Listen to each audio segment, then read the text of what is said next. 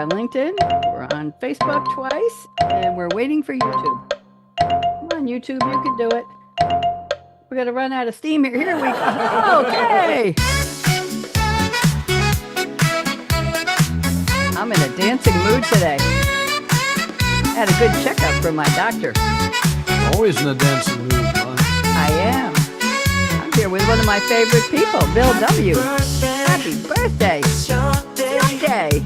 Celebrating you. Special way. Shine. Smile. We're celebrating you in style. A little bit more. Let's bring the party down. Here we are. I'm Bonnie D with Bill W. He's been on the show several times with me, and I'm going to book him for another one after we do this. It's happy birthday to you. It's not my birthday. It's not Bill's. We celebrated his recently. But you know what? It's somebody's birthday, and today is August. What? August 8th? Bill, 2 sentences. Tell everybody, remind them what you do, and then we'll get started. Well, right now, everybody knows me as the guy who put out 20 years of internet humor on the book markets. Send out a thought for the day, Monday through Friday, of something interesting and something funny.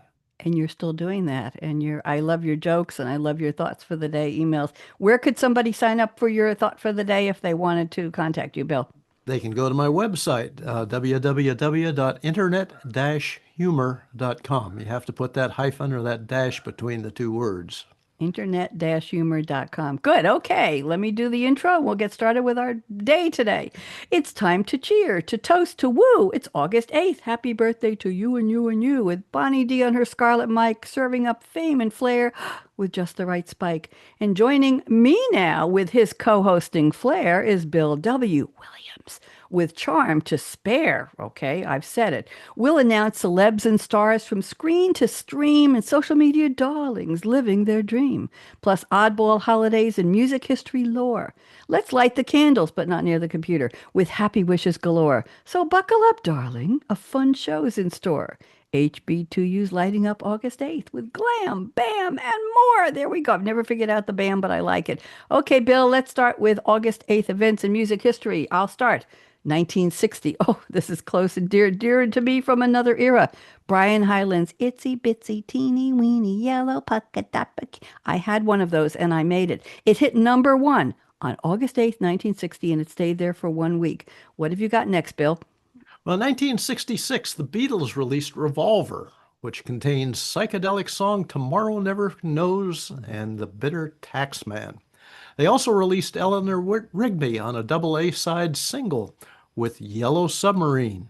We all live in a yellow submarine. I remember those. Beatles are in a lot of these music event past histories we're doing. Let's go ahead 3 years to 1969, and we're going to go to the photo shoot for the famous Abbey Road album cover. The Beatles shot it at a crosswalk outside the studio where they were recording, Abbey Road Studios. Duh. Fans find many nested clues in the shot of the 4 band members walking in stride across the street, and there were rumors that Paul McCartney was no longer alive, but we know he was. So I remember that era. Do you remember that, Bill? Did you care? I remember it very well, and he's still alive. He's still very much alive. What you got next? Well, in 1970, enjoying libations at a nearby bar before her concert at the Capitol Theater in Port Chester, New York, Janis Joplin, one of my favorites, wrote the song Mercedes-Benz. I was with them. Anyway, she sings the song that night, and Joplin does only one more show before she passed away. And the Creedence Clearwater Revival releases Looking Out My Back Door.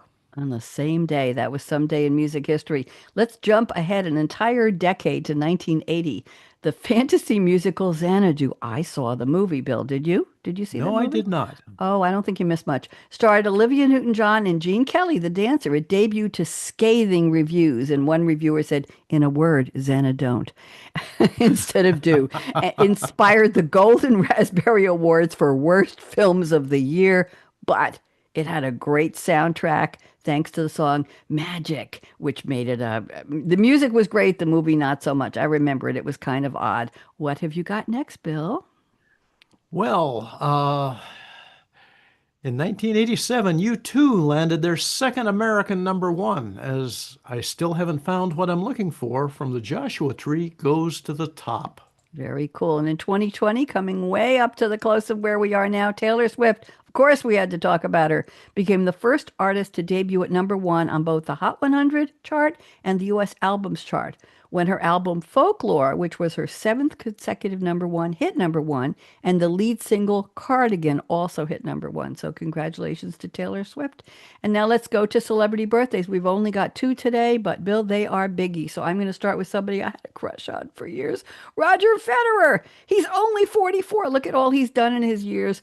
One of the all-time greats in professional tennis. He set the career record for total Grand Slams by winning 20, including 8 Wimbledon titles. He was ranked number one in the ATP Association for Tennis Professionals for 237 weeks in a row from the year 2004 to 2008. He set a record beginning in 2004, competing in the semifinals of 23 consecutive major tournaments. And we know how hard tennis is on ankles and knees and legs.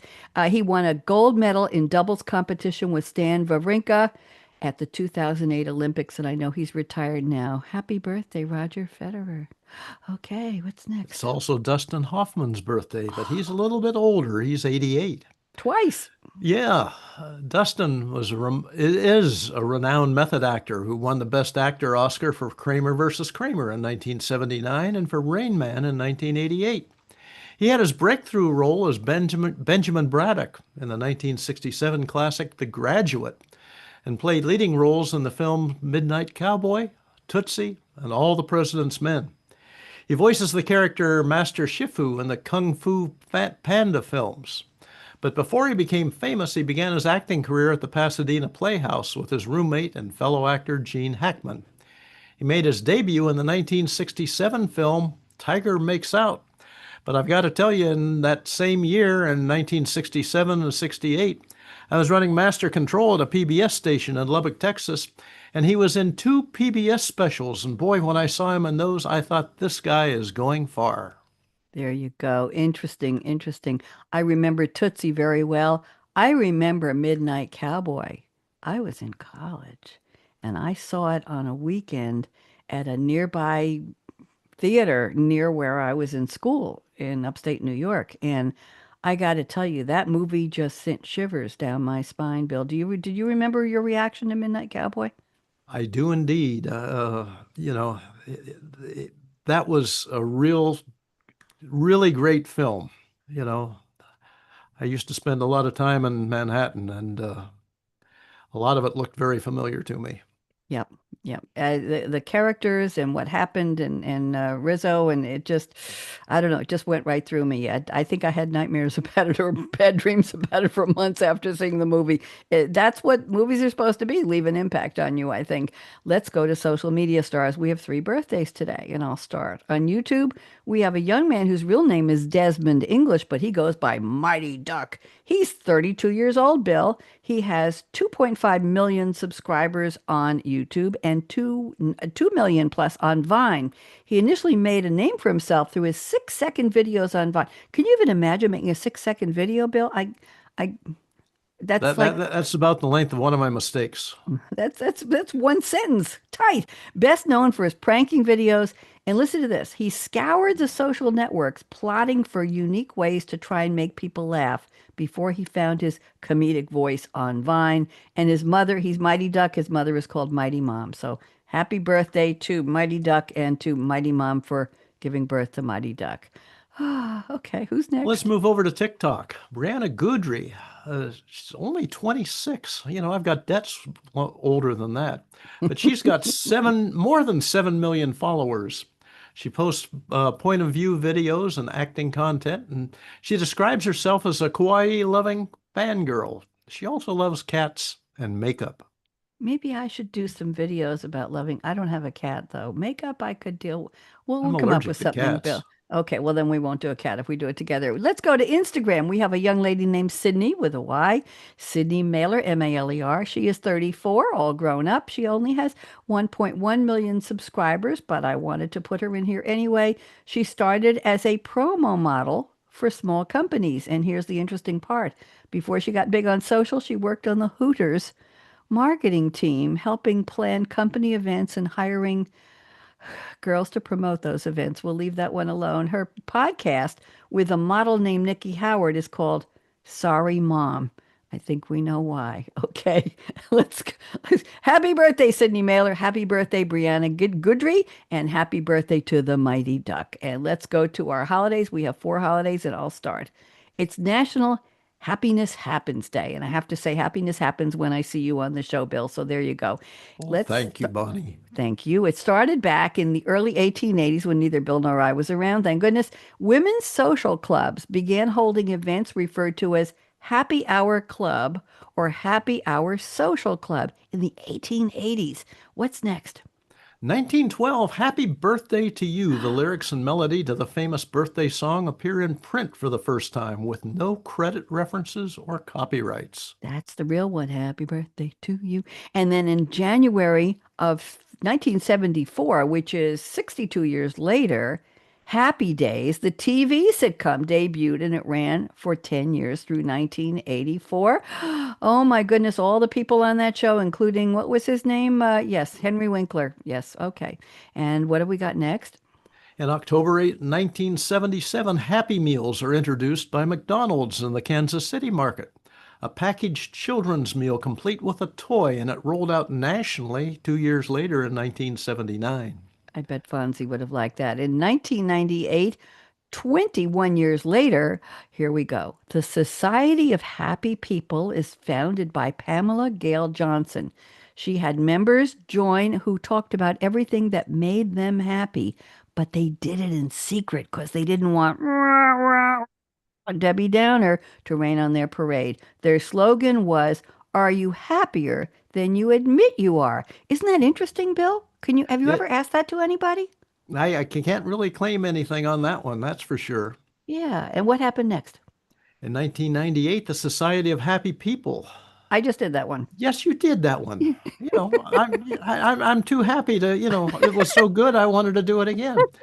In 1999, Admit Your Happy Day is created, which evolved to the Happiness Happens Day. Which is the holiday we're celebrating today. They launched the next year in 2000, they launched Happiness Happens Month with a different theme each year, and I'll do the next one. In 2019, which is already 6 years ago, the theme was Smile Starters Month, acknowledging the people who make you smile. I'm acknowledging you, Bill. There you go. You're one of the people who make me smile. Why don't you start us off on the next holiday? It looks delicious to me. Yes, the National Frozen Custard Day. Okay.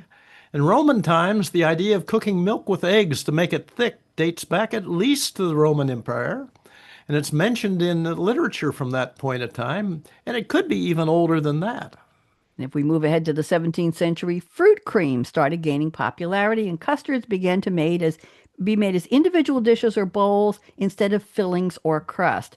While custard is similar to ice cream, the U.S. FDA Food and Drug Administration mandates that frozen custard products must contain at least, get this everybody, 10% of milk fat and 1.4% of egg yolk solids. I'll have to look at the label next time I buy frozen custard. Go ahead. That sounds a lot newer than the next one, which is 1837. Alfred Bird used corn flour instead of egg to create the first egg-free custard. Egg freak. I can't even imagine it. It seems like an oxymoron, egg-free custard, doesn't it? You I always would think assume. so. Yeah. In 1919, which was almost a century later, frozen custard is invented. Okay, we have two ice cream vendors named Archie and Elton Kohr, Kohr. They invented frozen custard. Where else, Bill? Coney Island, New York, when they added egg yolks to ice cream. So they already had ice cream, and they said, let's throw a couple of yolks in there. The product was smoother in texture, and it helped the ice cream stay cold for longer on hot summer days in Coney Island, which is in Brooklyn. During their first weekend, you ready for this, Bill? They sold 18, this can't be right. In 1919, this can't be right. 18,640 cones on the boardwalk at Coney Island. I'm sorry, could they even count that high back then? I was going to say, the only time I've been anywhere near there, I could have said that maybe that many people passed every hour. How did they get that many cones? They couldn't possibly have had an inventory. Oh, it's a weekend. Oh, so they were running out. They had a cone maker, obviously, and they were saying, quick, give us another 10,000 cones. Okay.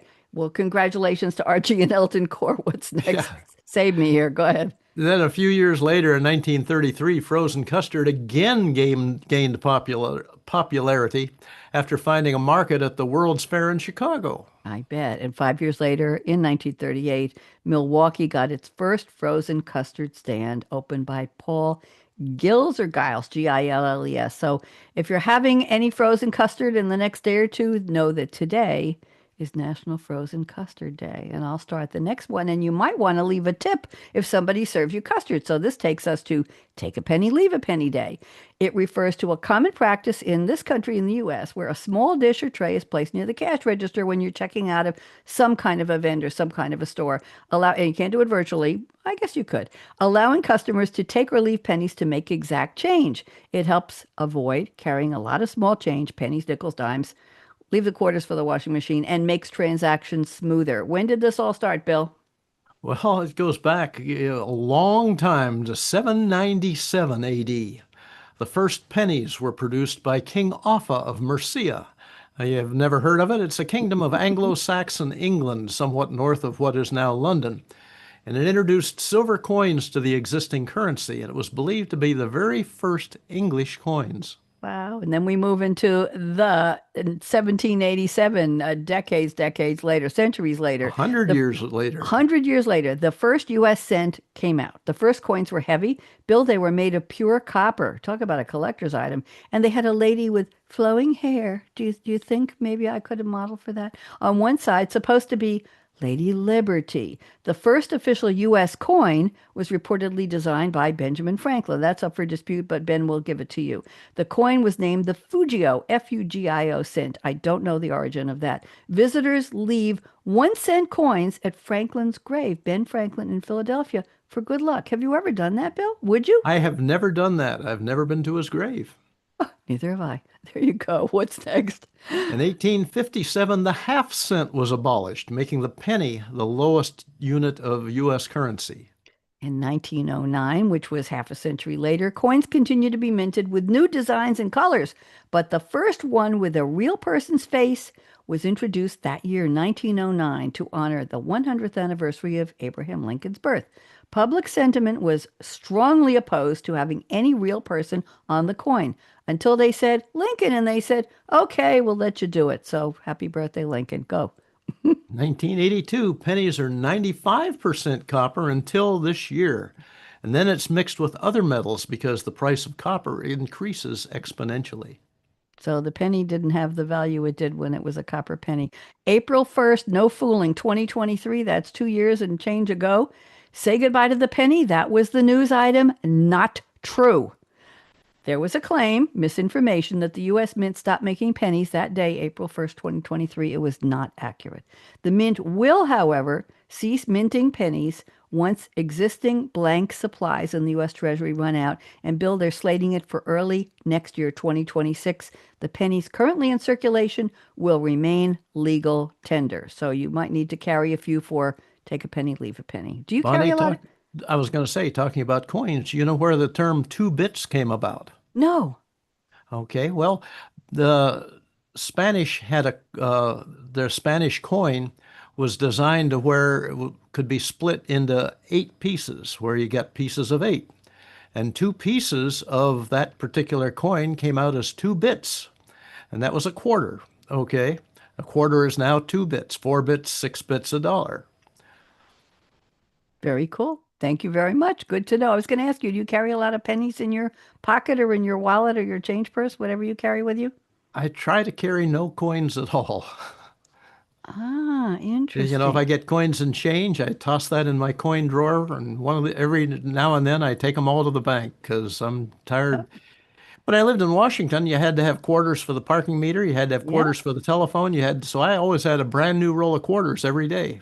there you go. And when I was living on Long Island in the building where I lived, we had to have quarters for, we bought tokens. No, but in some place you have to have quarters for the washing machine. So that's a place where quarters, but pennies, I don't know. Once again, while you get a shiny penny or once in a while you see a penny on the street. And what's the theory is that if it's face up, heads up, it's good luck. If it's not, leave it there. Let somebody else find it. Okay. Bill, we Hadn't have heard one. that one. There we go. One more. Oh, I'm very careful about that. We have one more holiday, and you're going to start us off. Who are we celebrating? It's National Odie Day.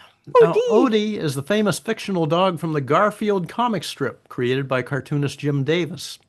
Odie appeared in 2 live-action features and 3 CGI feature-length Garfield films. Interestingly enough, Odie is the only character to age in the Garfield cartoon universe. I don't know if that's good or bad. Odie happens to be, by the way, personality-wise gullible and naive, but very caring and loving. However, Garfield often takes advantage of Odie by making fun of him or playing pranks. Boo, Garfield. Okay. In 1976, the Garfield comic strip was initially entitled John. Jon. Jon. Wonder where the H went. In 1978, 2 years later, the weekly Garfield comic strip launched on June 25th. So it became weekly. And then in 2002, the most widely read comic strip, Garfield, appeared in 2,570 newspapers with 263 million readers worldwide. We could call that going viral, couldn't we, Bill? I think we could. I'd love to have that many readers for my thought for the day. But we need to have some frozen custard cones for those 263 million. And in 2004, which oddly enough is 21 years ago, it's hard to believe we're talking 2 decades ago, the first Garfield movie titled Garfield the Movie, that was brilliant, is released in theaters. Bill, anybody you know want to celebrate their birthday today? Anything you want to say? Not that I can think of. Me I'm either. sure I'm missing a lot of people, but Well, hey, sorry, folks. there we go. There we go. Happy birthday to everybody and anybody, and we're going to close out this party. Here we go. Let's dance us out. Dance out. I'll be back Monday with more birthdays. It's Friday. My sparkly glasses just for the birthday party show. Real diamonds. Oh, yeah. Lloyd's of London is knocking on my door right now. We need a policy. Here's my real diamond. There.